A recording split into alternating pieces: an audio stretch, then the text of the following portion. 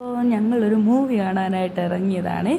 കാറിനകത്ത് ഭയങ്കര അലമ്പ് പരിപാടിയായിരുന്നു. കസിൻസൊക്കെ ഉണ്ടായിരുന്നു. നല്ല രസം. അങ്ങനെ തിയേറ്ററൊക്കെ എത്തി ഞങ്ങളവിടെ തിയേറ്ററിനകത്ത് കയറി എല്ലാവരും കൂടി ഇങ്ങനെ ഇരിക്കുക. അതൊരു ഫോട്ടോ ഒക്കെ എടുത്ത് വീഡിയോ ഒക്കെ എടുത്ത് പോപ്കോണൊക്കെ കഴിച്ച് രസമായിരുന്നു.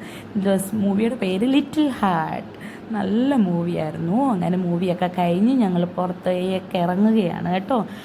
നല്ല രസമായിരുന്നു ഈ മൂവി എന്ന് പറഞ്ഞാൽ ഇടയ്ക്ക് ചിരിക്കാനുണ്ടായിരുന്നു, തമാശ ഉണ്ടായിരുന്നു. പിന്നെ എല്ലാവരും ചിരിച്ച് വരുമ്പോഴത്തേനാ ഞാൻ എൻ്റെ ചിരി സ്റ്റാർട്ട് ചെയ്യുന്നത്. അതും കൂടെ ഏറ്റവും വലിയ വിറ്റായിപ്പോയി.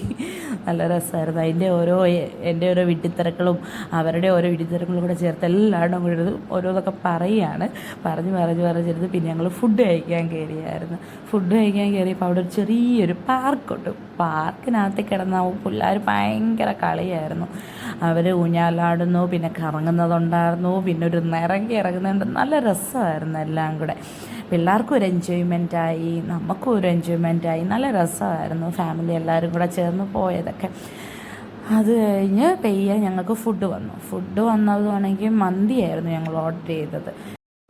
പിന്നെ മന്തി ഉണ്ടായിരുന്നു, ബീഫ് മന്തിയായിരുന്നേ. പിന്നെ അല്ലാതെ ബട്ടർ ചിക്കനും ബീഫും വാങ്ങിച്ചു. അങ്ങനെ പൊറോട്ടയുടെ കൂടെ അതൊക്കെ കഴിച്ച് എല്ലാവരും കൂടി ഇരുന്ന് നല്ല എൻജോയ്മെൻറ്റായി. ഞങ്ങൾ പിന്നെ എന്നിട്ട് പിന്നെ ഞങ്ങൾ വീട്ടിലോട്ട് പോയി. അങ്ങനെ എല്ലാവരും വീട്ടിലൊക്കെ പോയി. Bye bye.